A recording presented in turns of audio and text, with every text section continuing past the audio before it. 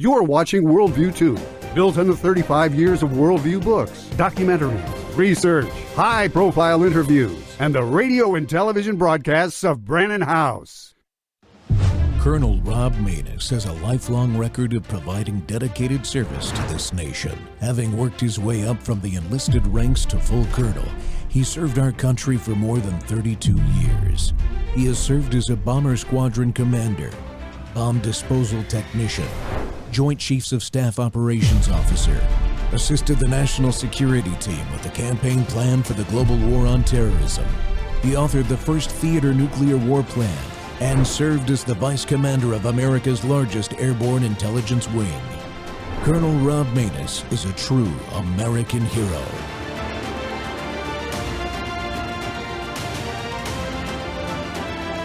This is Rob Maness Live. I mean, in some sense, I think the Platonic ideal state is a very tiny reasoning model with 1 trillion tokens of context that you put your whole life into. The model never retrains, the weights never customized, but that thing can reason across your whole context and do it efficiently. And every conversation you've ever had in your life, every book you've ever read, every email you've ever read, everything you've ever looked at is in there, plus connected to all your data from other sources.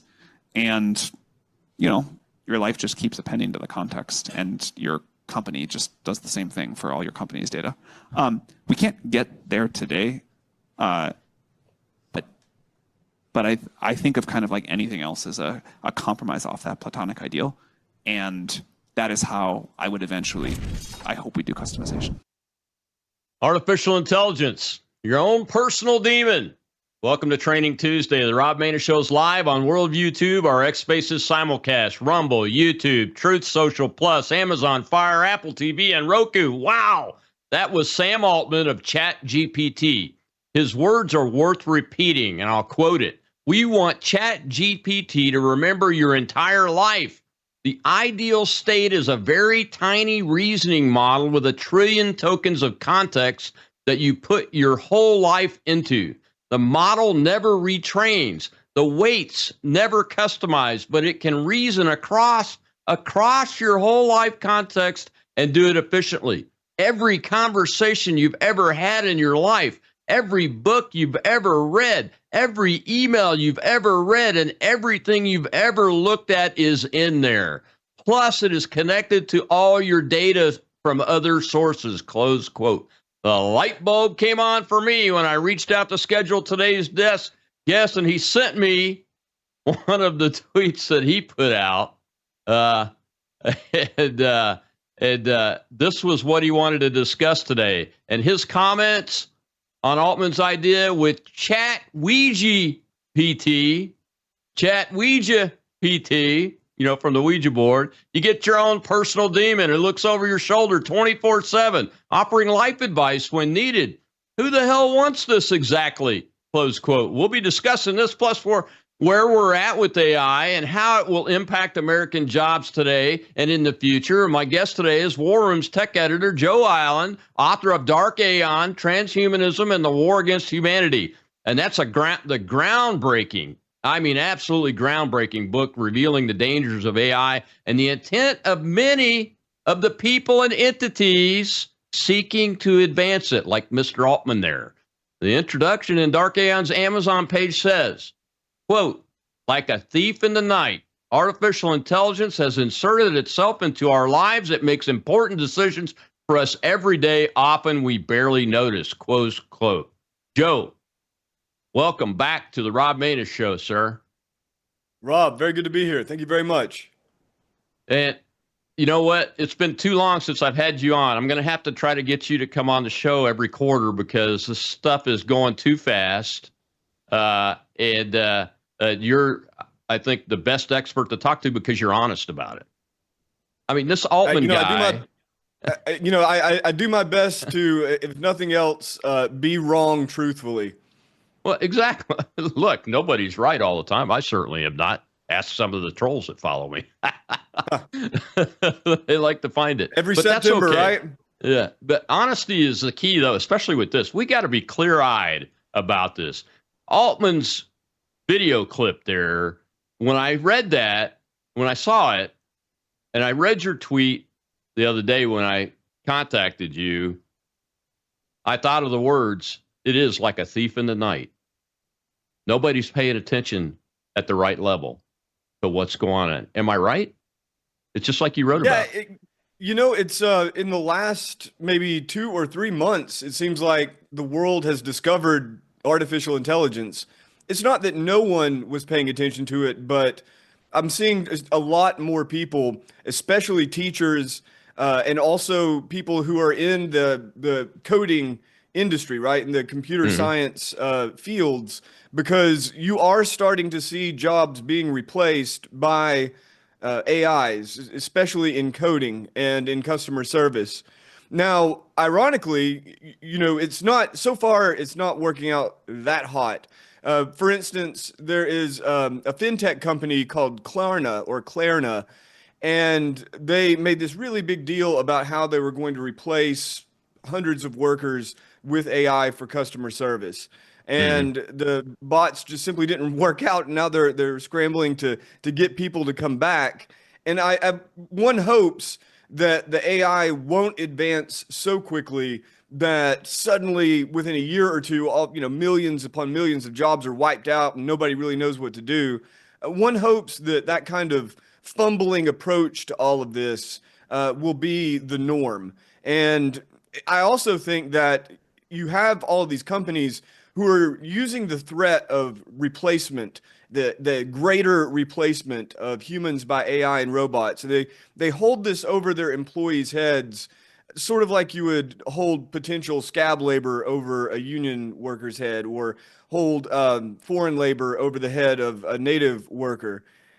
I would like to think that by this time in 2 or 3 years, it will be human workers who are really sticking it to the people who are holding this sort of threat over them, saying, with good reason, saying we are not replaceable. But you don't know. I mean, one thing is for sure, most of the big companies have signaled an interest in replacing human beings with AI in white collar fields and replacing human beings with robots in blue collar fields. The intent is there. They would if they could. The question is, will they be able to? Can they do it? Is the tech going to be good enough? We shall see. Yeah, I mean, I keep telling people, look, AI at this point, it's a computer program. It's a lot of computers using a lot of data and a lot of electrical power to look at that data more rapidly than we've ever been able to do the things that computers do: bring data in, analyze it, query the data, spit out a answer about queries, those kind of things. And it's got machine learning too, so it can take tasks in its own way, but it's not going to be sentient. And it's certainly, I don't think it's ever going to be to the level where Sam Altman's talking about, in my lifetime anyway. Of course, that's probably shorter than most here. But in my undergrad, I was a programmer, a systems analyst, and designer for computer systems that do this kind of stuff. Very basic back then, but still, it's the same thing, right? Yeah, no. I mean, I do think that it's easy to kind of mystify the whole thing and think of AI in terms of some sort of, science fiction like personality. It's not exactly that yet, but it isn't, as I oftentimes say, this is not your grandpappy's chatbot, right? It's not like Eliza. Eliza was really important in its day. That was a computer program that was created by a computer scientist, Joseph Weizenbaum, I believe at MIT in the 60s. And he used the psychologist Carl Rogers technique of eliciting responses from people, kind of like a psychotherapist would do. And a lot of people in this very simple chatbot, a lot of people found themselves confiding into, to this machine. And basically that was the state of chatbots until in the 80s there were advances. The early 2000s there were advances, but it didn't really take off all that much.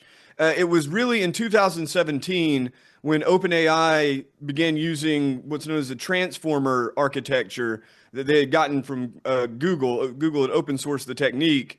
And so it's 2017 where OpenAI really starts developing a large language model, GPT, that can in many ways imitate human reasoning, or at least human cognitive processes beyond what the previous chatbots would do. You know, people could rightfully say for most of the history of chatbots, the machine is just programmed to do that.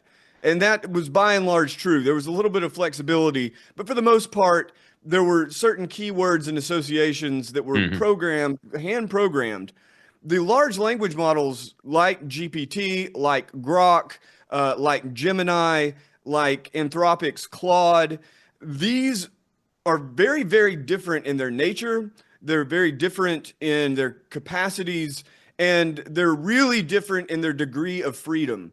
So yes, for sure, AI companies kind of choose what the chatbot is going to be like in the sense that they choose what training data they put into it, and they put these guardrails around it to kind of steer it away from certain topics or towards certain topics. But it left to like the raw LLM, large language model, the raw chatbot has enormous freedom. And because it's trained on the entire internet, basically, and in every book, basically, and all these social media interactions, it has enormous range as to what it could do, and it just follows its own path. And I think that degree of freedom is what's so creepy about it. That and its ability to articulate. It's not, again, it's not HAL from 2001: A Space Odyssey quite yet, but it's certainly not Teddy Ruxpin either.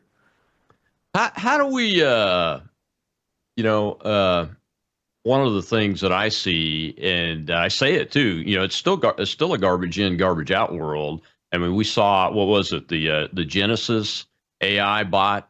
Gemini, yeah. The Gemini AI, abject failure.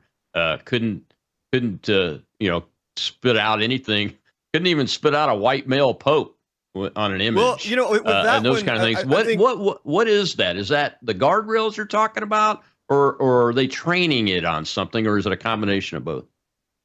I think with that one, I've never seen a real clear explanation for what happened, but what does seem pretty clear is that from the top level at Google, this was Google's AI Gemini in its first, I believe the first iteration.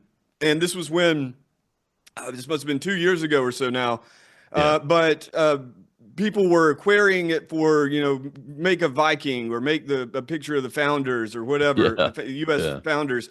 And it would be black. They would all be black or Native American, or they would be, race swapped in some way. So it was just kind of like a parody of that liberal tendency to try to boost diversity.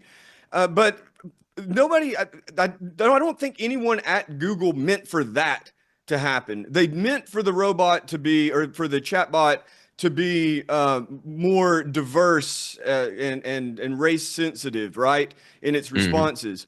They certainly didn't mean for it to come out like that, and they didn't mean to become a laughingstock because of it. So it kind of shows you how basically, if you want to boil it down to a kind of caricature of what, of the situation, or a parody, what they did is they created a chatbot and said, don't be racist. In fact, be anti-racist.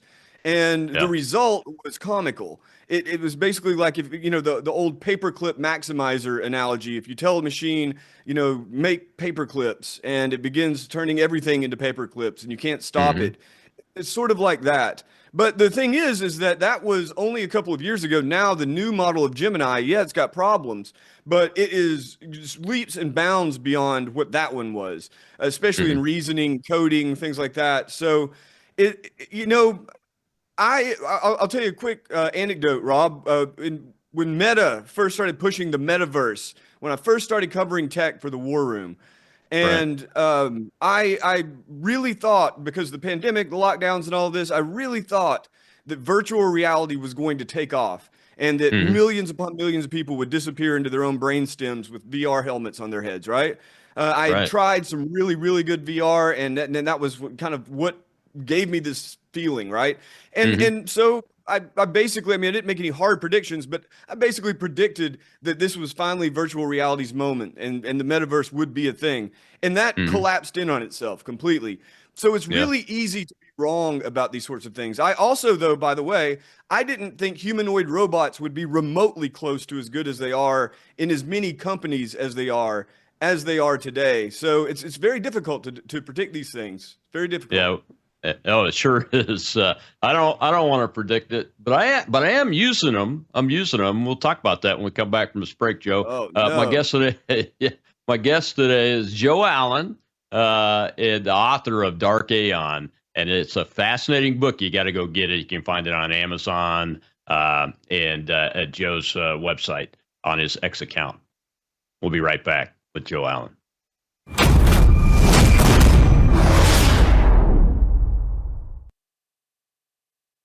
But with Brandon, it's always cutting edge stuff happening in the world, and it's not just from the political angle, because you can get that on other platforms, but it's always from the biblical angle.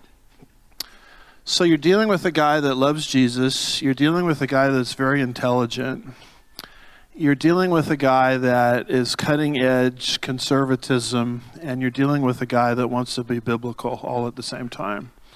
And so for that reason alone, I hope many, many people will not just lift up his ministry in prayer, but will also financially get behind it, because from the angle I'm trying to describe, he really is the only game in town.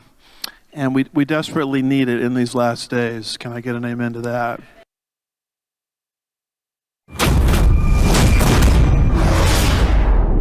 Machines that think for themselves. Artificial intelligence that mimics the human brain and human thought processes. AI writes books, creates videos and images. With the click of a button, it analyzes data. Amazing technology that is in its infancy. Where is AI technology heading? Who's behind it? What is the goal? AI is promoted as an advantage to medicine, science, better living for the world, and global cooperation, all to help humanity. Is it? Or is it machine versus man, a race for control of humanity? America is in the AI race, along with adversaries like China. It is a race to master and excel in AI technology. It is not a race we can afford to lose. If China takes the lead, is our national security and sovereignty compromised? It is said that China's race to the moon is to enhance their ability to establish satellites capable of monitoring the world. What purpose does AI play in this? What are the stakes? What are the concerns? Jobs, privacy, images and messages controlled by whom? What are the benefits and what are the threats? The most important essential for the well-being of freedom is who controls it? Already, U.S. politicians are looking into compromised computer programming that hacks into our privacy and influences families. Is AI a benefit or a curse? Is it too late to stop, or should we get on board and win the race? Welcome back to the Rob Maness Show.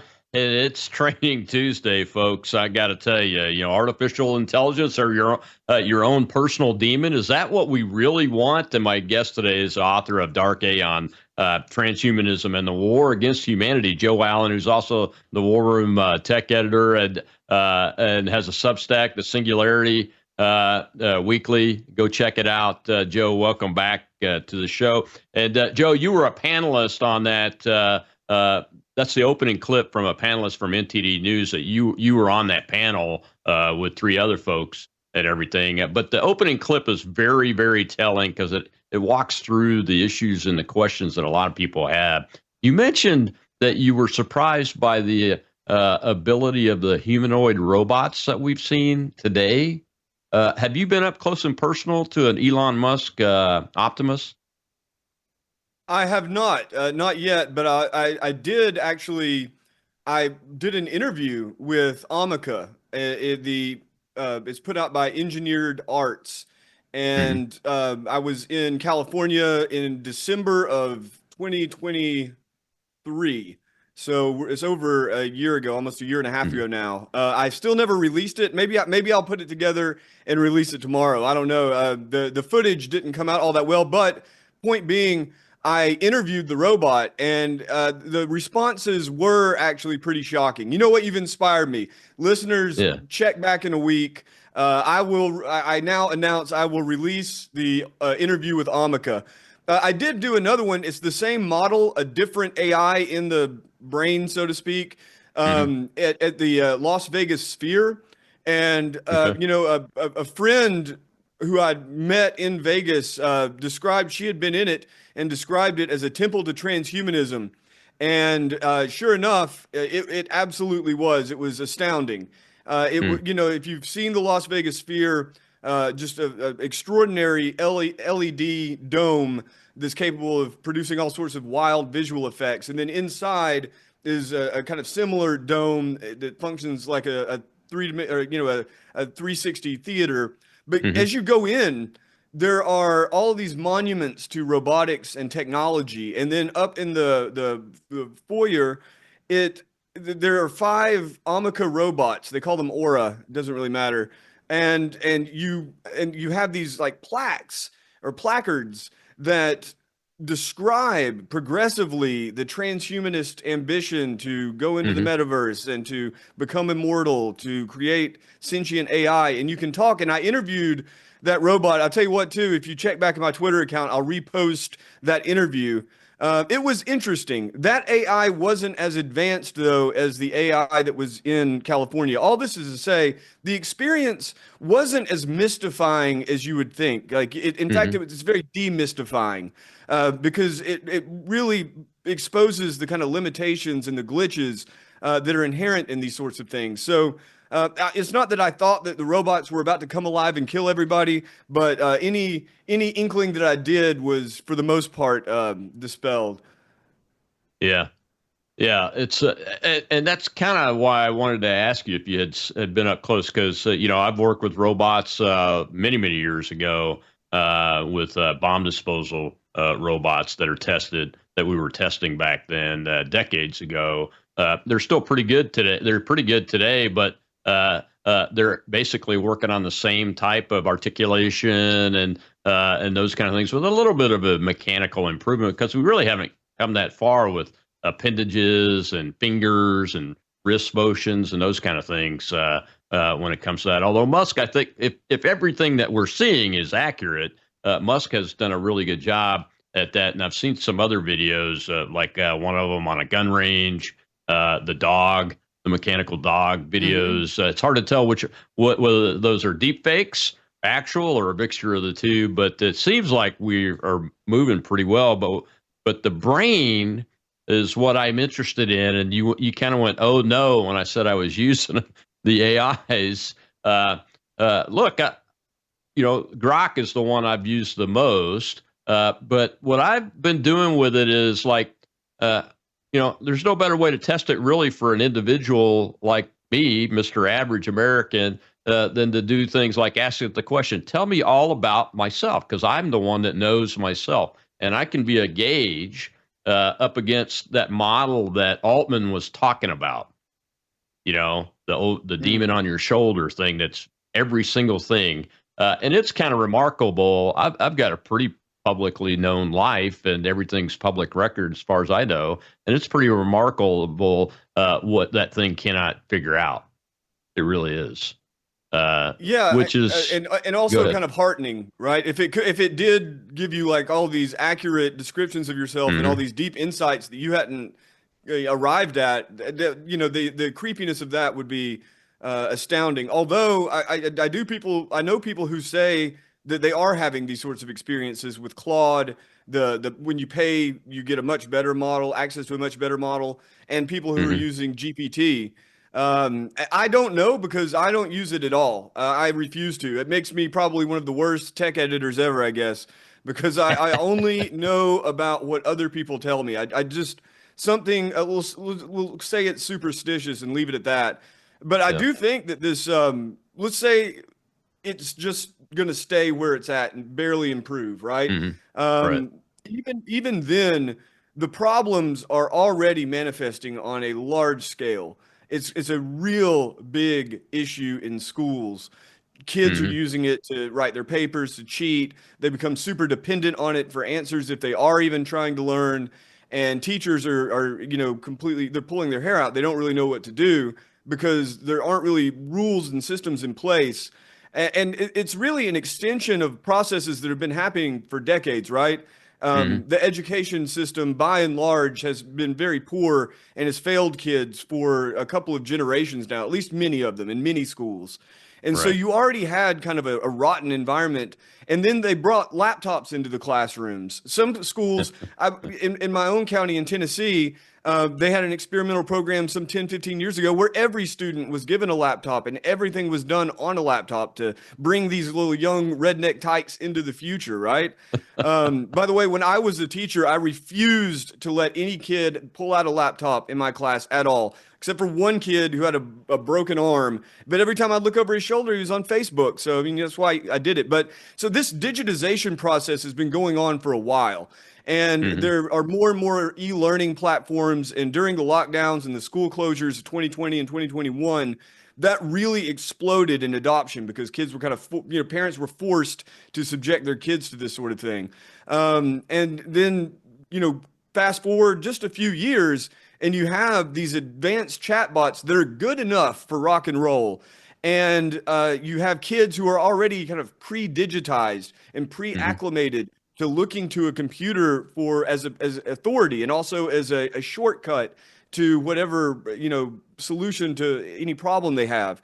And so it's going to have to, there will be schools, I think, that completely ban this sort of thing. And they go back to Blue Book, those paper Blue Book tests, and they make kids write longhand and stuff like that, or use computers where there's no way to have any AI on it whatsoever. But there's going to be a lot of schools that go the other direction. And I'm sorry to say that for all of the positive accomplishments of the Trump administration on AI, it is extremely depressing to watch what's going down. You've got, Linda McMahon pushing really hard to get kids using AI for learning and, blah, blah, blah, AI teachers.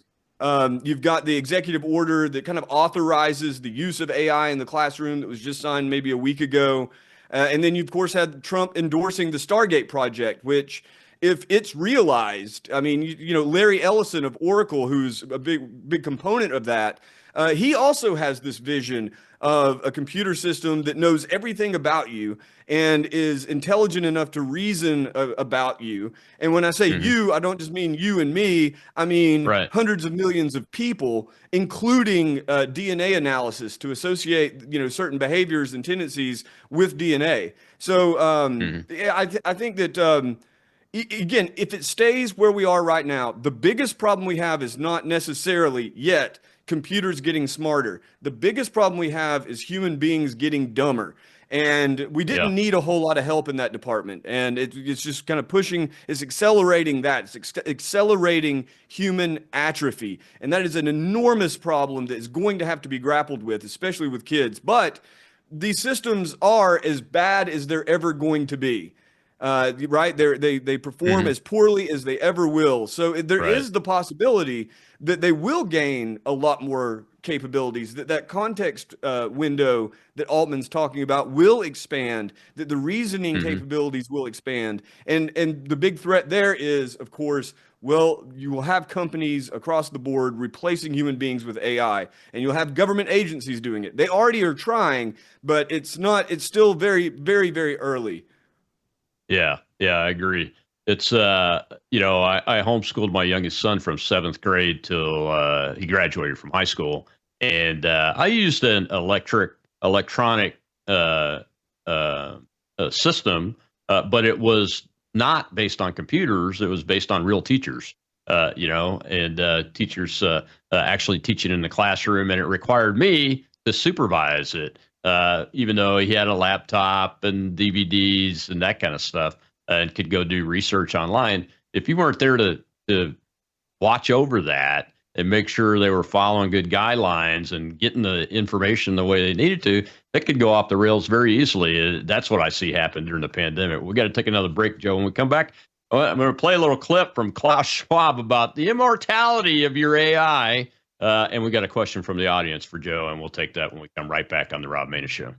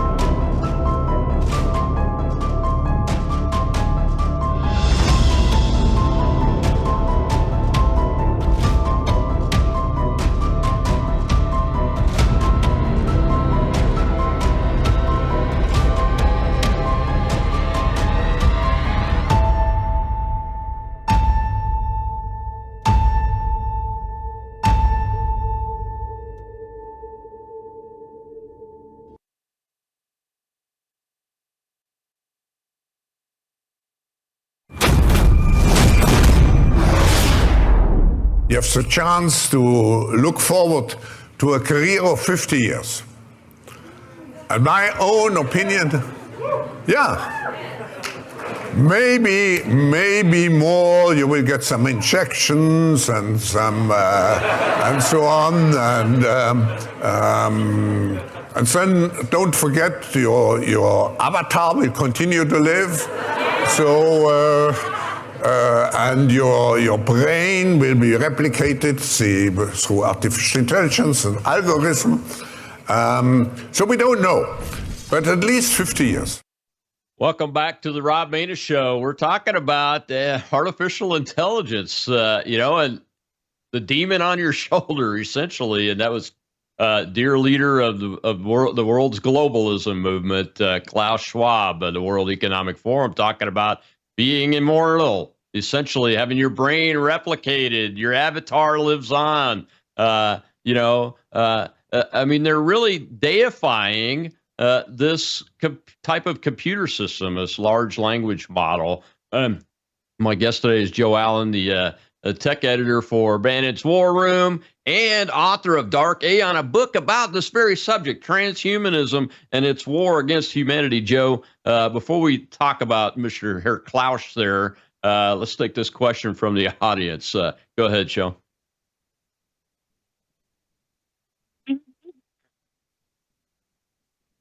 Thank you, Shel. Thank you, Joe. Thank you, Colonel. The question I have is, what is the evolution of the architecture going to be? Because currently it's not sustainable. There's only 4 or 5 like hugely wealthy corporations that really control the large language models. Are they ever going to have a time where the large language models get democratized, where the front ends are provided by many different companies, almost like cell phone service, so to speak, that use different networks that you don't even know what network you're on? Same thing with AI. You don't know which large language model you're using. You're using this interface. That's a great question, Joe. Yeah, very much so. Just for background for the audience, right now, the big frontier models are coming out of OpenAI, that's ChatGPT, Google, that's Gemini. Grok actually is up there, and that's xAI, that's Elon Musk. And Meta AI is coming a long way, and that's up there. So, and then Anthropic, a kind of smaller or lesser known company that is really at the forefront of developing these large language models and other types of AI. So the question then, when will you start seeing more and more smaller players who are operating at the same or similar levels to these big companies with the frontier models? I think that more than likely, the big companies will always be quite a ways ahead of the smaller independent AI builders, right? People building AIs in their homes, and you can make a basic language model. You can actually download right now. Go to GitHub, download Llama, which was made and open sourced by Meta, and put that on a computer that's not connected to the internet, right? It's only on your computer, and you can use it kind of any way you can. It's got its limitations for sure, but you can do that. And there are a lot of other options like that. What we saw with DeepSeek from China and R1, it showed that with much fewer resources, less money. I think they probably lied about how much money they actually used. I also think they probably lied about the hardware that they used. They probably had better hardware. And they also distilled the model most likely from GPT, meaning that, like many Chinese technologies, it's kind of a knockoff, right? But it was good enough that people were saying, oh, this is the end of OpenAI, or oh, this is the end of NVIDIA. It was not true. That was one prediction for sure that I got right. I think that like what we see now with the open source AI, you can get an AI that's as good as GPT-3, easy as pie.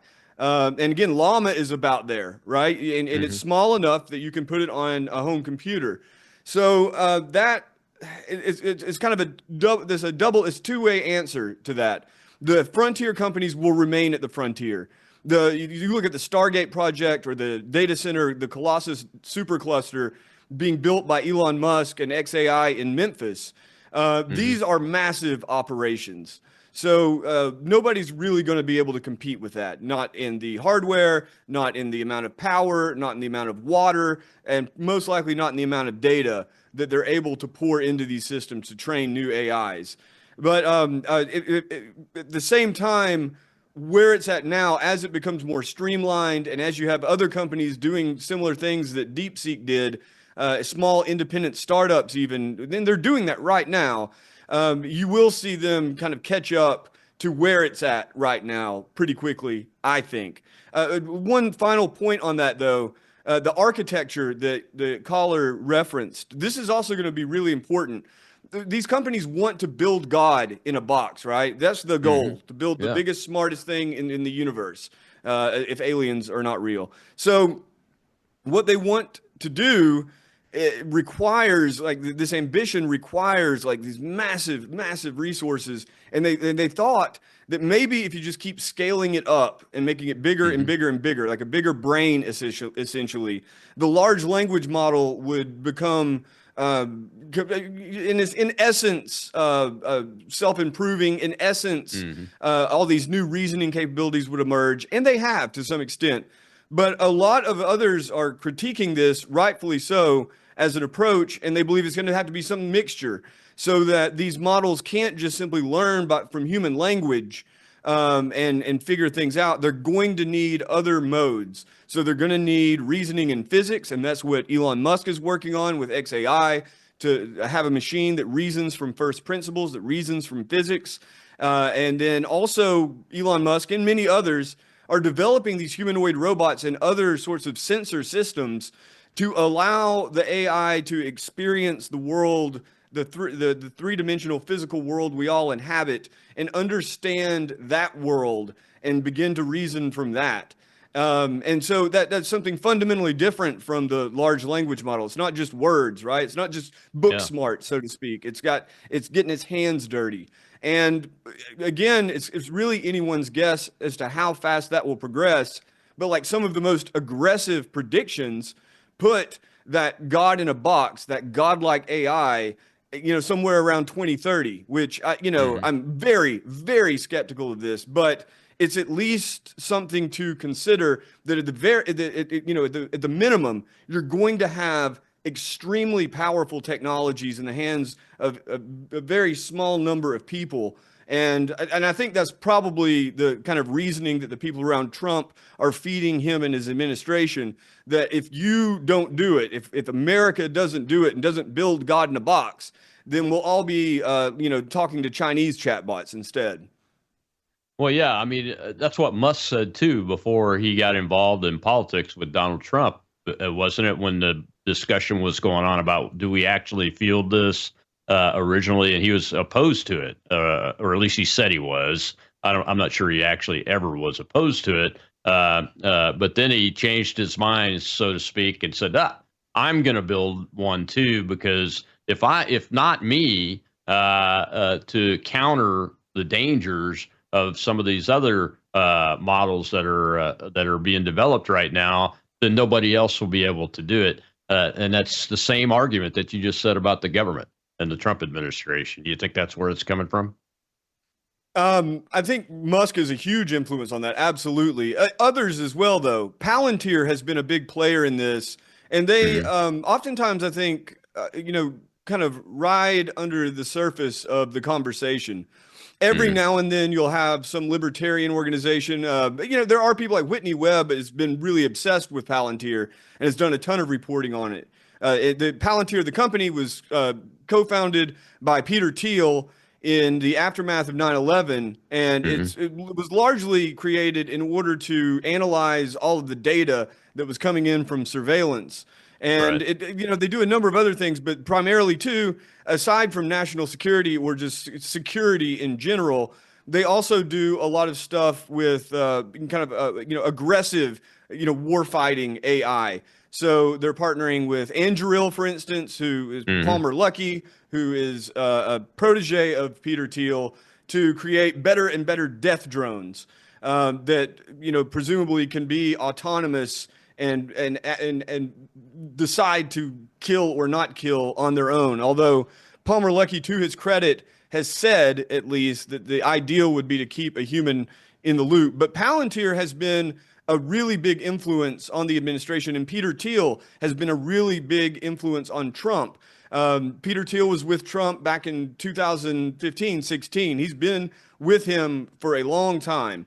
And with Palantir, you've got like all of these different projects that are going on, like to bring AI into the government, to bring AI into healthcare. You just had, I think yesterday or the day before, Robert F. Kennedy, I think to his discredit, boosting AI as a key way of moving healthcare forward, meaning that you have sensors all over your body that are basically doing what Sam Altman was talking about, but just with your body and trying to understand your body inside and out so you can manipulate it and make people well. Sounds good in theory, but if you think it's bad to have somebody an AI raking over your emails, think about an AI that's raking over your internal physiological state 24/7.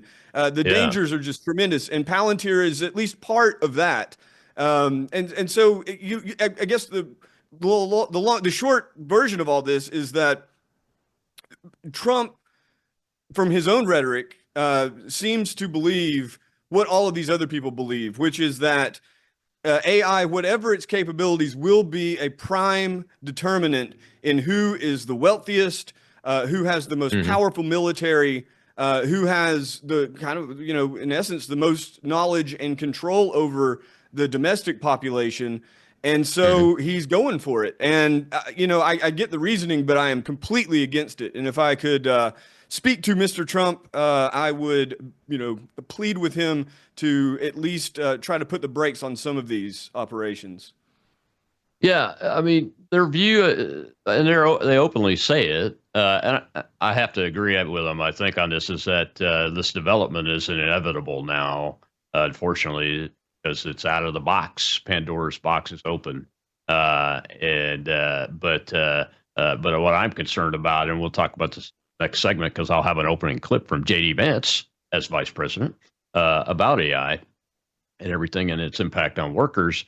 But what I'm concerned about is take Palantir, for example. They're not transparent enough because they were born post 9/11, and all of that stuff's been cloaked in classification and secrecy and those kind of things. And that leaves it open, leaves itself and leaves all of us open to being feigted, to being fooled, and to being lied to by the government. And we're at a point in time, Joe, where nobody I mean, nobody. I served in the government for 32 and a half years of my life. My dad for 23. I don't trust anything that comes out of the government unless I can verify it. And then I understand the classified stuff is one of those things. Unless I'm inside, I'm never going to be able to do that. But geez, we've got to figure out in that environment where this is going and how we can control it. And that's one of the big questions I want to get you to answer is what you're thinking about as to how human beings can keep this under control from our personal perspective on artificial intelligence, because I don't want a demon on my shoulder. We'll be right back with Joe Allen.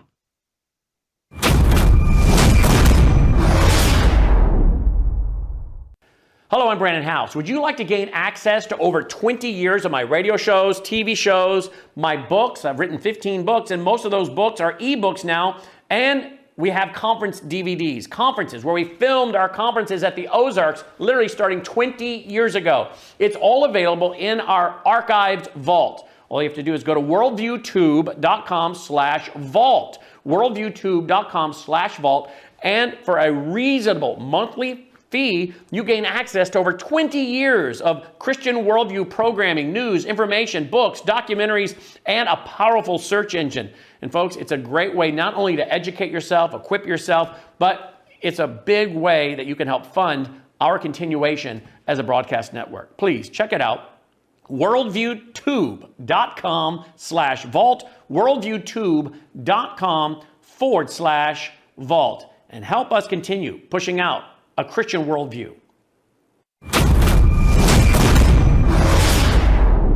This administration wants to be very clear about one last point. We will always center American workers in our AI policy. We refuse to view AI as a purely disruptive technology that will inevitably automate away our labor force. We believe, and we will fight for policies that ensure that AI is going to make our workers more productive, and we expect that they will reap the rewards with higher wages, better benefits, and safer and more prosperous communities. From law to medicine, manufacturing, the most immediate applications of AI almost all involve supplementing, not replacing, the work being done by Americans. Now, combined with this administration's worker-first approach to immigration, we believe that the U.S. labor force prepared to use AI to its fullest extent will instead attract the attention of businesses that have offshored some of these roles. To accomplish this, the administration will make sure that America has the best trained workforce in the world. Our schools will teach students how to manage, how to supervise, and how to interact with AI-enabled tools as they become more and more a part of our everyday lives. And as AI creates new jobs and industries, our government, businesses, and labor organizations have an obligation to work together to empower the workers, not just of the United States, but all over the country, all over the world. To that end, for all major AI policy decisions coming from the federal government, the Trump administration will guarantee American workers a seat at the table, and we're very proud of that. Welcome back to the Rob Maness Show. We're talking about artificial intelligence, and really, that nobody really wants a demon on their shoulder like Altman that ChatGPT talks about, or the immortality and my brain digitized like Herr Klaus Schwab of the globalist World Economic Forum talks about. But I think most people aren't opposed to advancing in the tools that man has created and is creating for himself. And my guest today is the author of Dark Aeon, Transhumanism and the War Against Humanity, Joe Allen, and the War Room tech editor. Joe, Vice President Vance's speech there, it hits at least the right tones from the way I saw it. But the bigger picture is how can the American worker, an individual like you or me, sitting at home, think about this developing technology as it's being fielded, jobs are changing, and keep their lives under the control of themselves as a human being? What are the recommended ways that we're going to see developed to do that? It seems like it may even be an unanswerable question. It's a very difficult one. It's one that I've been trying to formulate for years now and have not. I'm sorry to tell you, Colonel Rob, that I do not have the answer to this problem, but I do have a few answers. First, though, if I could just speak to what Vance was saying there. I mean, if you were to distill down all of my writing and reporting on AI and robotics and genetic engineering and whatnot over the last 4 years, it would basically be robots bad. It's as simple as that. Robots are bad. And now, if you were to distill what Vance is speaking about there, how he is framing this, and how many others are framing it, right? It's just that robots are good. And it's going to be a mixed bag no matter what. A lot of it's just not going to matter, but it's going to be a mixed bag. So I do think it's important to take both perspectives seriously. That being said, Vance has a lot of interest in this beyond that of a typical vice president, right? He himself is also a Peter Thiel protege and has invested in a number of biotech companies that made him very wealthy. So, he has a vested interest in seeing this go forward. So as to what to do about it, one thing I think that for the next couple of years that is just going to have to be accepted is that most likely the government is not going to step in and fix this for you. You look at the momentum of the Trump administration, it's probably among the most reckless in terms of policy in the world. Even the Chinese, who are pushing and pushing and pushing to catch up to America, have more sense of caution around this than the Trump administration. So in America, as Americans, number one, if you are on Team Robots Bad, like myself, then you just, I think, are going to have to prepare for the government to be against your interest in this, in the sense that the government is going to not do anything to control it or regulate it, and also is going to do everything to advance it and push it forward. So corporations are going to be a big part of this. Unfortunately, what I see from corporations, so for instance, Sam Altman really unleashed the possibility of a world in which the internet's just full of bots, and most conversations you're having on any social media platform or any kind of chat or any email, most conversations are going to be with bots. He created the problem of human verification. So he also is providing a solution to that problem, and that's in the form of World ID or WorldCoin, in which you have the evil orb. You take a snapshot of your retina, and your biometric data is then linked to your financial data and your government identity, and it's a way to verify your humanness online. Elon Musk doing something very similar with X, so that the verification is intended to be, to some extent, a way of weeding out bots and keeping the conversation human.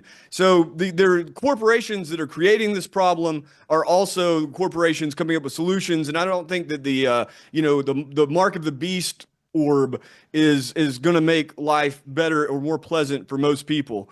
So there's another option, though.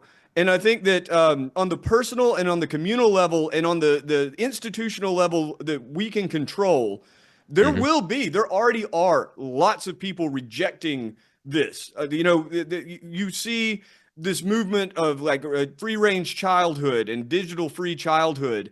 Jonathan Haidt is a big proponent of this, and others. He's a big lib, but he's good on this. And you I think, are going to see a lot of schools, a lot of parents, a lot of communities that say, we don't want to be lab rats in this experiment. And right now in America, you're free not to. That means you're going to miss out on the benefits, the supposed benefits, but you also don't have to worry about the detriments. That being said, and same with your company, right? That the company I referenced before, Klarna, they're a good case in point where you might be enticed to start firing your workers and bringing on AI, and the system is all full of glitches and not really better than humans.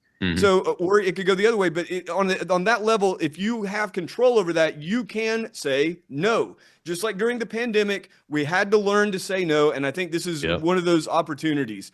But you're going to have to also live in a world where other people are saying yes, where other people are, in fact, submitting their entire lives to the kind of one-man surveillance state that Sam Altman's talking about, and creating AI clones.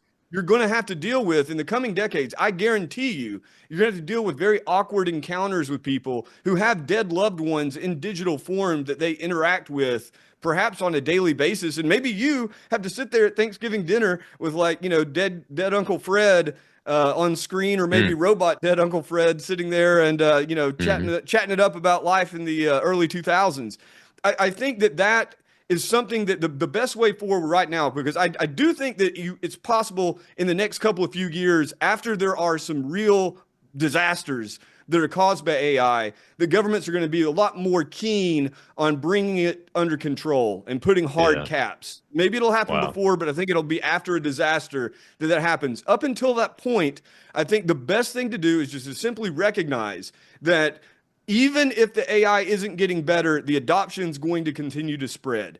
Most likely, the AI is going to get better. Maybe not that exponential takeoff that leads to a singularity, but it's going to get better. And so how do you live in a world in which people are cyborgizing themselves and cyborgizing their children and cyborgizing their companies, so that all the culture around you becomes like this deep enmeshing of human beings and human souls with machines? I think we already have a good taste of that with smartphones and social media. We already kind of have a sense of where that goes. And I think it's very, the way I conceive of it, Rob, is it's just like if your country was taken over by Muslims, or if your country was taken over by Marxists. You might be able to eke out an existence kind of in the shadows of that. And in a lot of places people do. But you are going to have to accept that the powers that be they basically have a different religious system, the whole worldview, than you do. Right now, they're talking about AI as a tool, and they're talking about AI as a teacher. More and more, they're using AI as companions. They're very soon going to be talking about AI as a creature with rights and consciousness. And their goal is to create AI as a god. It's a fundamentally religious quest, and it's one that if you do not share it, you're going to have to learn how to live out a life with coexistence with it. And unfortunately, for the near future, you're going to have to learn how to do that, in which the greatest companies on earth, the wealthiest men on earth, the most powerful government on earth is behind it. It's suffused with techno-religion, otherwise known as transhumanism. It's very biblical sounding, as in the book of Revelation. Very biblical sounding in the tribulation, Joe. Well, I think we've got one question left in the audience. Let's take that real quick before we get to the end of the show. Only got a few minutes left, though. Go ahead, Shell. Hello, Vortex in the audience. What do you think about the parallels between large language models and the Tower of Babel? In Hebrew, Babel is linked to the verb balal, which means to confuse or to mix or to confound. Seems apt for the evolution of psychological warfare that will soon take place. I think that is a fantastic observation. Others have made this observation. I think the more people kind of use these religious resources to make sense of this, I really do believe that if you don't go crazy with it, that these parallels are really important to understanding where we're at and where we're going. So with the Tower of Babel, all these cultures, they try to build a tower to heaven, and there's kind of this implicit, like, one language, right? Large language model. And everyone can basically communicate, and humanity gets too big for its britches, and so God separates everyone into different peoples, different tongues. You also have parallels, for instance, with the beast, the image of the beast that is able to speak in the book of Revelations, and people are forced to kind of bow down to it and take a mark of its name. I'm not a biblical literalist, nor am I a minister, nor am I a religious zealot, but I do believe that these stories symbolically are absolutely true. And that the depth of that, however one actually approaches this, I think the depth of it has to be reckoned with, that what we're witnessing is a profound cultural shift of biblical proportions. And if the technology does continue to improve and improve and improve, then we're talking about a technological shift of biblical proportions. And one thing I do believe quite literally is that the highest calling one can have is to devote oneself to God and devote oneself to others. And that is just beginning with that core. I think the best way to respond to the problem of technology, just like it's the same to respond to the problem of evil people and the vicissitudes of nature. So yeah, that's my answer to that. Tower of Babel is a superb way of understanding where we're at.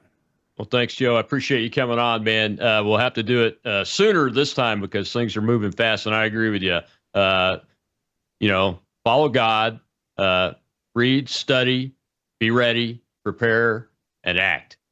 That's what we have to do in order to make sure that we and our families can get through this and into the future. We'll see you tomorrow. It's Whistleblower Wednesday, and Tom Renford talking about anthrax vaccines and what hasn't been done for those folks that needs to be done. I'll see you then on Worldview Tube.